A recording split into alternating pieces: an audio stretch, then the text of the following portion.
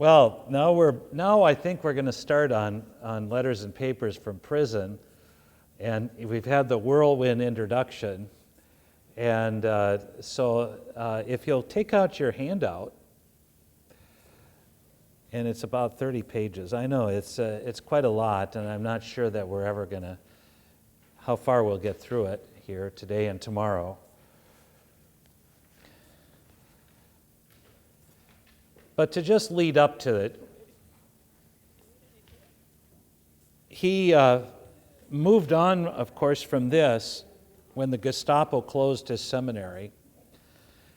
Shortly thereafter, he became involved in the secret conspiracy to overthrow Hitler.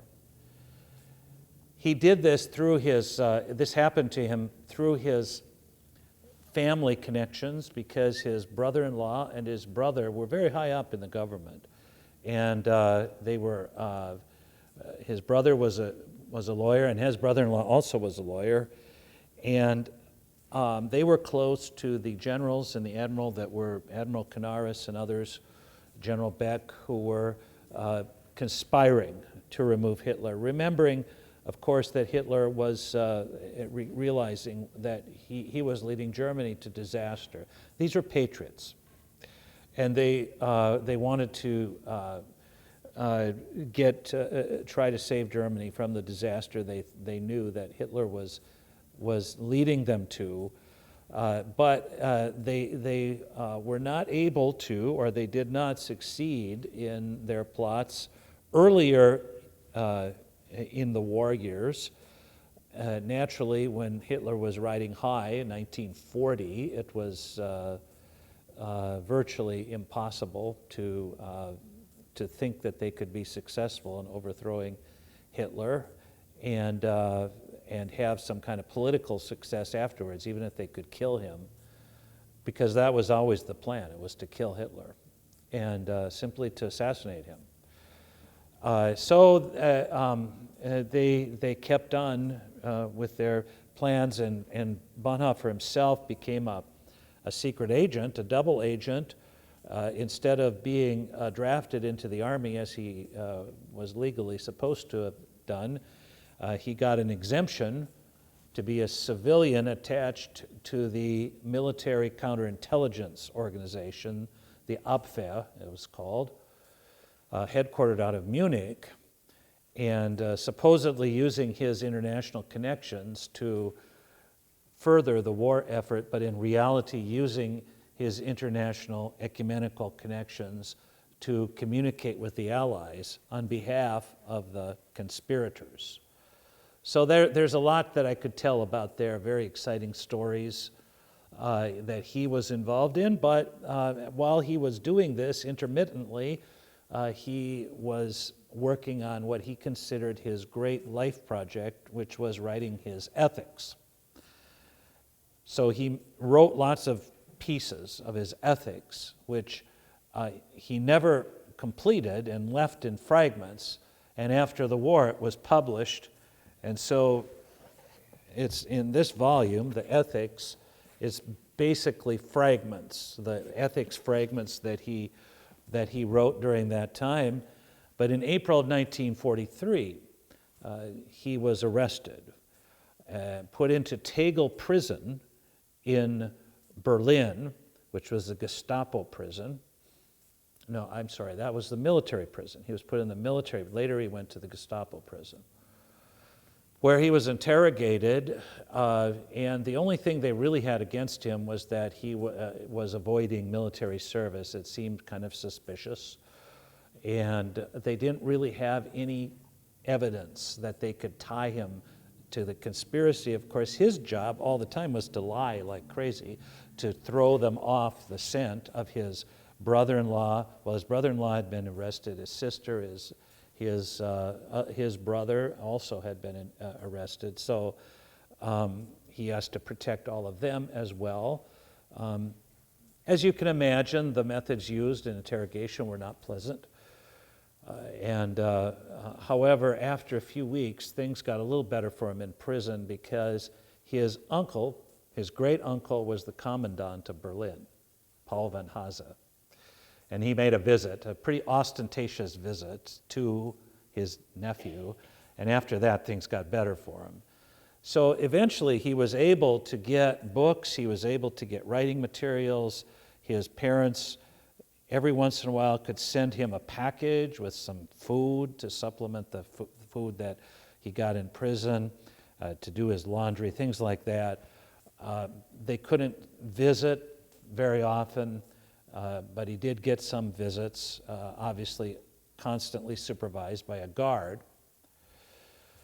But, and then through he was able to get a clandestine method of getting correspondence out and back through a sympathetic sergeant who was there assigned in this military prison. And so they were able to get things past the censor and start a much more lively kind of correspondence. And he wrote lots of letters to family members and others, but especially to his friend Eberhard Bethke, who had been a student first in Finkenwalde back in 1935, had become his closest friend and co-worker, and they had engaged in lots of discussions along the way, gone through a lot together, so that they could talk with each other very freely and understand each other very well. And it's while he was in prison, and every moment expecting he could get out, and then it was dragged on. At one point, then in the spring, in April of 1944, he started a kind of a new theological direction, some new theological insights. And he started writing them in these letters, the so-called theological letters. And he made those, these started to come to his friend Eberhard Bethke, who by this time had been drafted and was at the front in Italy. So these letters are going back and forth between the Italian front and Tegel. And Eberhard was able to pass, he kept the letters by mailing them back to his family, who kept them hidden. So after the war, he was able to go and collect many of them and put them together, both what he wrote and because he copied out what he wrote, and also the letters he got from Dietrich Bonhoeffer. So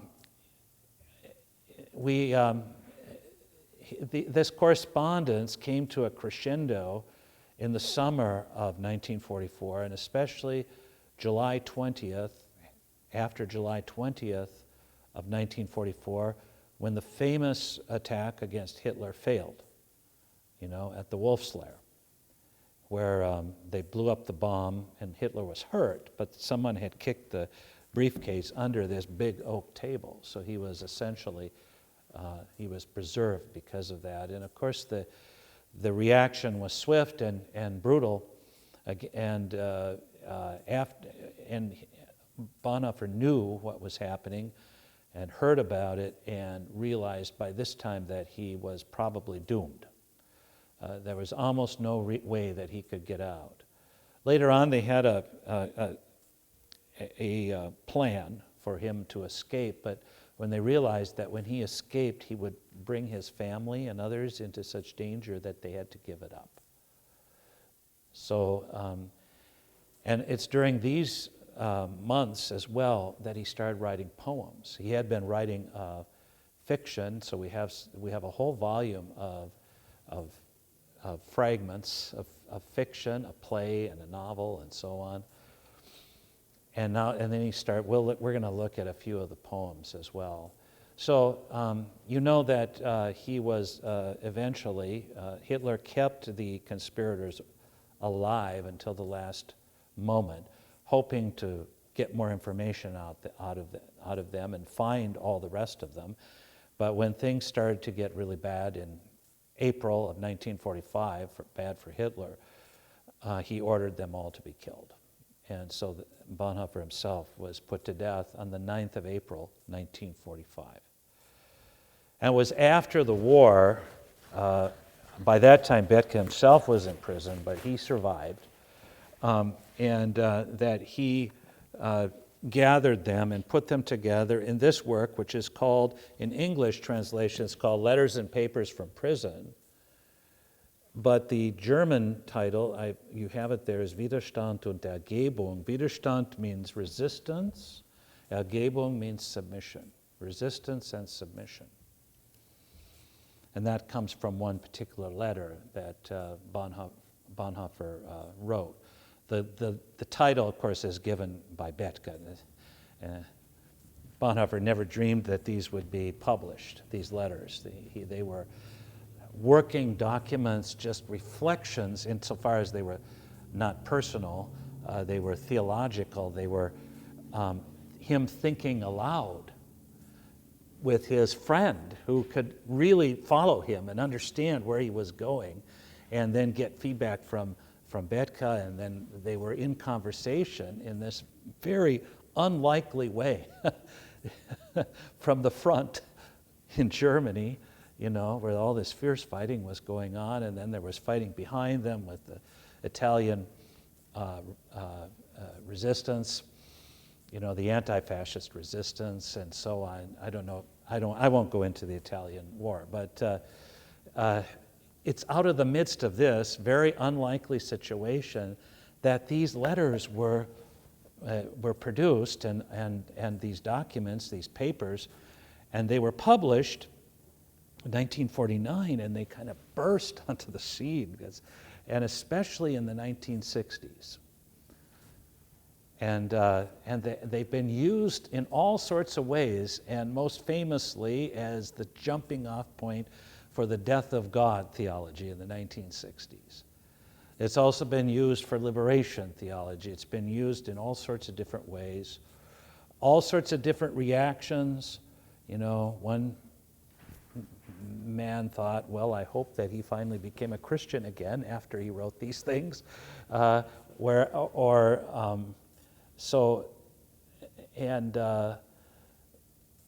own experience with these documents is this is where I started in Bonhoeffer, and I'd had my third article class with Gerhard Forde, and then I read this book, and I said, oh, I know what this is.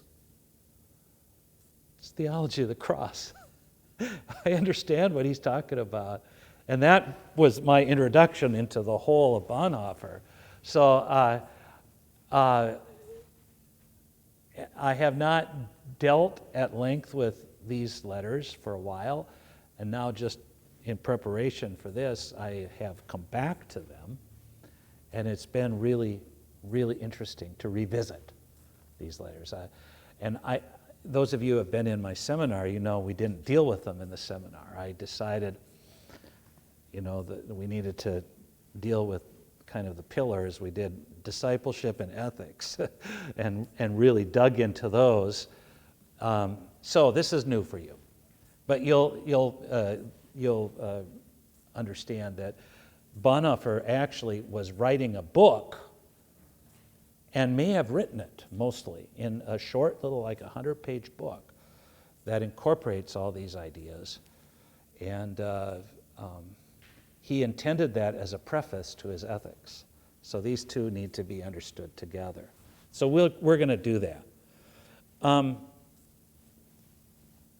So difficulties of interpretation, I've already talked about that. These are just preliminary thoughts. They're fragmentary and so on. And if we're going to have a responsible interpretation, we got to look at what he's saying in light of all of his previous work, his whole work, and especially the ethics. And also, we have to locate Bonhoeffer in his context in German intellectual history, which he himself gives an outline of in ethics, in that section called Inheritance and Decay, which we'll look at pretty extensively here, as well as his reading in prison, and his family heritage. And he is a representative of one of the very finest traditions, cultural traditions in Germany, which is called der Bildungsbürgertum in German, which is hard to translate, but it's cultured upper middle class life. So his education was very deep in philosophy and literature and music, and especially this deep appreciation of the rich German heritage in scholarship of every kind, and also in science and technology, although that was his weakest area, because his older brother became a famous scientist, and he had to distinguish himself from his older brother. But it's all there, and you'll see that he is living in that tradition, living out of it. When he talks about heritage, he means that which he sees as having deep, deep, deep roots in the gospel. So, and he's kind of selective out of that heritage as well.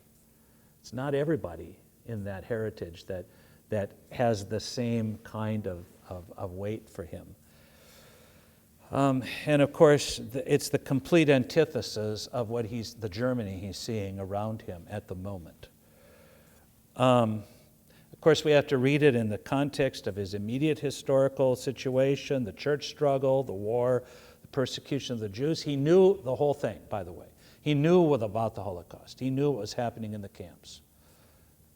That was, he had sources very high in the government that were telling him, his brother-in-law especially, Hans von Dohnanyi, who was in on that. He knew about all of it. And we also have to recognize and understand him in the context of Lutheran theology, especially Bonhoeffer's reading of Luther, which is where a lot of Bonhoeffer scholars fall short. So I just read a paper about, about these letters and papers from prison. Time after time, what I see is that they go all around the center, but they never hit the center. It's just so frustrating. I would sit in Bonhoeffer Society. I'd hear all these people, give papers, presentations on Bonhoeffer. They get a lot of stuff that's there, but they wouldn't get the center of it. And the center is what I tried to give you in my first session. The understanding, the Christology, the pneumatology, the external word, the justification by faith, etc., as he was trying to recall and restore all of that. So what we're going to do here is we're going to follow the outline of his book. We have only the outline. And I've tried to organize the material and letters and papers from prison as he was planning to organize them. But we can't fill it all in. But we can fill a lot of it in from what he has, the little fragments we have. And then also use the ethics to fill in some others. Now here's some questions these are just general questions starting at the bottom of the first page. We're not going to answer them now. Is Bonhoeffer's diagnosis correct? Has the world really come of age so that people really do live without God? Does Bonhoeffer achieve new access to the Christian message through his analysis of what he calls the world come of age? I'll describe that in a minute. And does Bonhoeffer point the way to the future of the church today? So I want to talk about, first of all, here, what does he mean by the world come of age? Die mündige Welt. That's in German. By the way, when I've got German here, I'm going to give this in 2 weeks in Slovakia. And I'm assuming there that my students, and some of them want access to the originals. Maybe some of you do too. So the originals are there as well as the English translation. So anyway, what does he mean by that? He starts reflecting in prison. He says, you know what? The world has grown up. What's the basic definition here?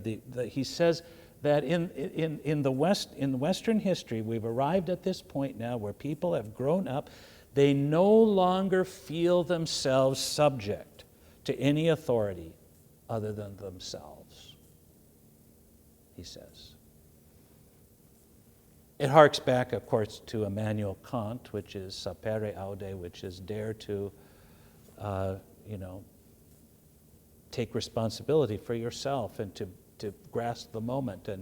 And we no longer, just kind of slavishly submit yourself to some other heteronymous law imposed on you by some tradition, right? That's modernity. Modernity is this. So here's the quote here. As a working hypothesis for morality, politics, and the natural sciences, God has been overcome and done away with. But also as a working hypothesis for philosophy and religion, and Feuerbach, he says. Now the first three is no surprise, maybe not even controversial, except for morality. The whole Enlightenment project and the whole project of modernity is to speak about morality, politics, natural science, to find some basis for getting on with all those enterprises without God, without the, as he called it, the working hypothesis of God. Certainly with science, that's necessary, because you don't say, if I say, well, I dropped this, what happened? Well, it fell because God has created, the world in such a way that everything wants to go to the center of the earth. I mean, that's the old science. Well, using God as an explanation isn't scientific. That's not what science is. You bracket off God in order to look at cause and effect within the world. And also, there's been a concerted effort to put morality on a basis that doesn't require an appeal to God. So we define morality as any, like the categorical imperative or whatever it does, provides the most happiness for the most people. That's utilitarianism. Trying to find a basis for morality apart from God, and politics the same way. We have, in America, we have a constitution that doesn't mention God. And that's for a good reason, because the idea is sovereignty, ultimate sovereignty, is invested in the people. It's not on a monarch who has legitimacy because of being given to us by God. It comes up from below. That's just the way we talk. That's just the way we think. That's the world we live in now. Yeah. Interesting experience that I had when I was an ethics teacher for battlefield ethics. Yeah. We would go once a year out east and gather with other ethicists, and one year the project was to contribute to a discussion about an ethic for officers in the Army. We call it development of a professional ethic in the United States Army. And I was trying to argue that there's a spiritual or a transcendent basis that needs to be in place. But the people from West Point said, absolutely not. We can deal with morality and ethics simply as a matter of professionalism. We don't have to bring the transcendent. Right. And that's very typical of and we've been doing that for 300 years. Yeah. And there's been a search for that kind of an ethic that doesn't have an appeal to God in it, that everyone could agree on just on the basis of quote-unquote reason, right? But also even in religion.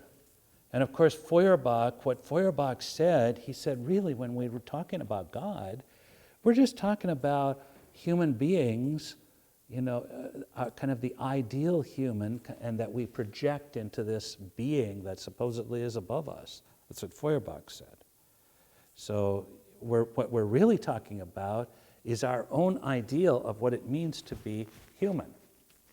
That's what Feuerbach says when we talk about God. So this is not to endorse all this. This is simply to say this is where we've arrived in Western society. This is just the way it is. So this is what he calls the world come of age. Just like a child grows up and no longer needs to hold on to the hand of the parent. It can go out into the world without that. So we are grown up. Mundig means you can talk for yourself. You speak for yourself. Mund is mouth. Die mündige Welt. That means you can speak for yourself. So he says this situation has arisen particularly in the West and became manifest in the Enlightenment and its consequences. So the trend from Montaigne through Bodin, Machiavelli, and Grotius is that natural law is separated from God, so that morality is valid. This phrase is very interesting, et si Deus non daretur, even if God did not exist. Even if God did not exist. So this was based, Grotius was inventing the basis for international law and living in a situation in which there was not agreement, even within Europe, about ultimate truth. There was Catholics and there were Protestants. But we still could have a law that would be available naturally to all people, regardless of what they believed. And he himself said, which would be very impious to say, we wouldn't say this, but that it could be that even without an appeal to God, we could convince other people that this is what morality should be and what the basis for international law should be. So that this is it's not exactly what Grotius said, but it comes from it's retranslated into Latin from its German version. But that even if God did not exist. And the infinite universe, now Nicholas of Cusa was from the 15th century. He's the one who introduced the idea of an infinite universe, which is what all scientists believed up until 1920s, when Hubble discovered that the universe was expanding and realized that the universe was not infinite. If it was expanding, it had to have started somewhere. So if the universe is infinite, obviously it rivals God, right? It can't be. It's autonomous. So of course, Bonhoeffer understood that physicists now doubted that the universe was infinite, but they didn't go back to the early notions of finitude, the medieval times. And before, when people understood that the whole creation was a very finite kind of thing. Okay, the result is the deism of Descartes through Kant, the pantheism of Spinoza through Fichte and Hegel. You know what deism is?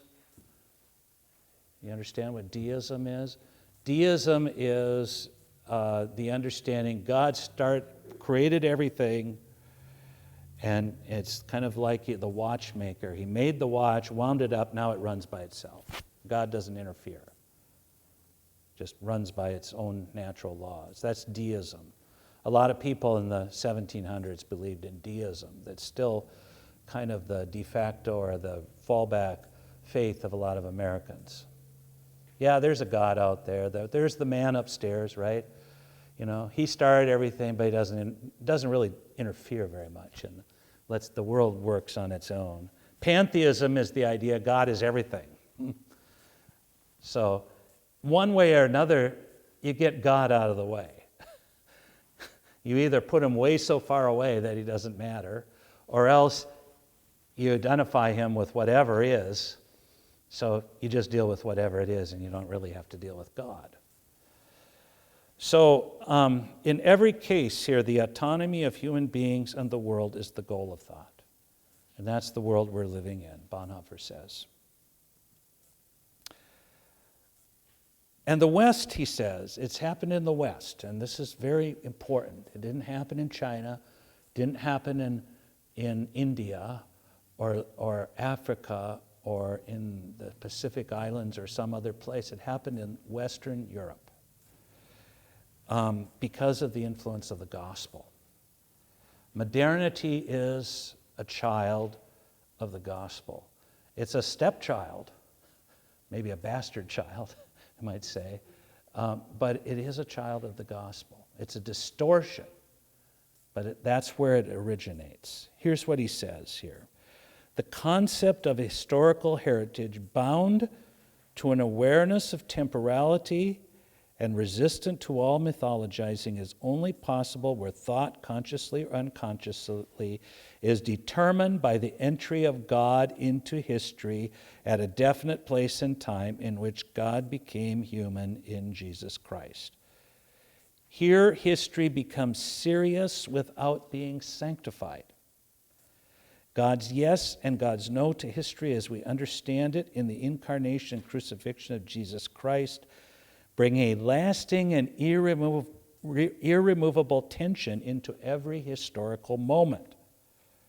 Through the life and death of Jesus Christ, history becomes not the transient bearer of eternal values, but for the first time, thoroughly temporal. So if we go back to this little thing that I talked about here, I told you that it's in the middle that we find this word that God speaks to us that creates a history, because there's a beginning and there's an end. But we also know that this history that we're in is not somehow the history that is going to produce the end. The end's already given in Jesus Christ. The end is already given in Jesus Christ. It's given to us as promise in that word. So when we come up to the altar and receive the sacrament, we receive Jesus Christ himself bodily, and we are part of his resurrected body. We are part of him. We're already at the end. So Ephesians says we're already seated with him in the heavenly places. You know? Paul is a little more reticent. We've died, but we're living in hope. He certainly is saying that. We're living in hope so that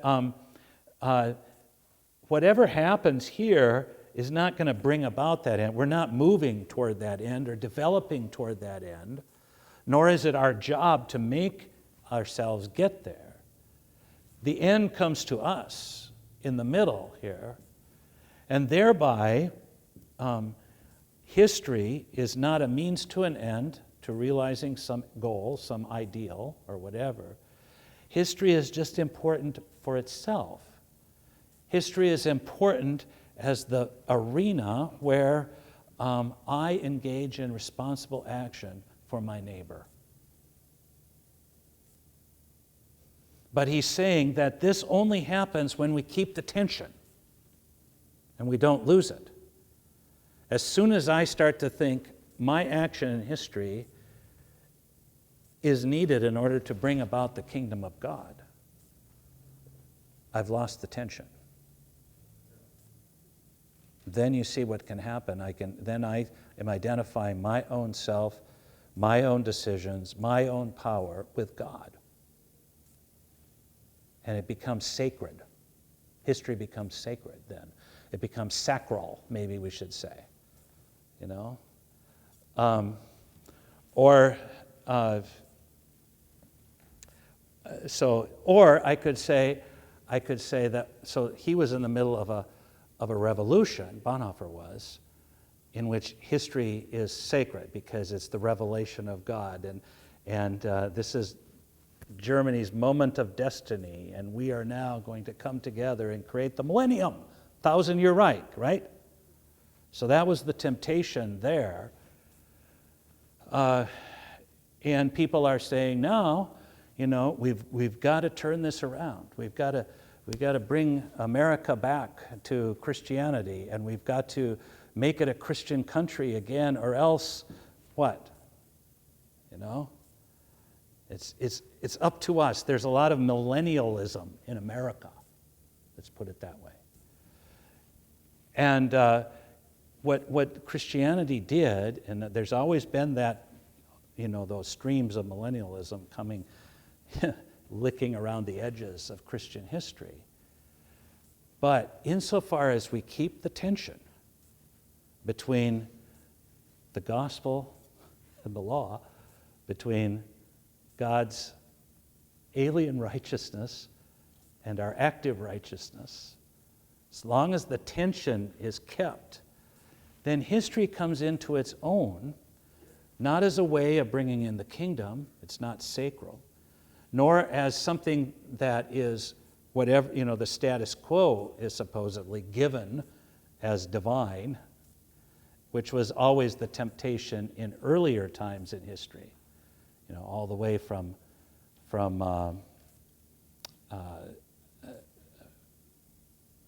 Egypt, where this was from time immemorial. This is the God, the Pharaoh himself is a god, and the whole of the social structure is sacred and can't be changed and demands absolute obedience. And even in Luther's time, our stations in life, what's given, this is given by God directly. And there was a sense in which that was not, that tension was lost in favor of the status quo. Maybe that's where Luther erred on that side. But when you keep the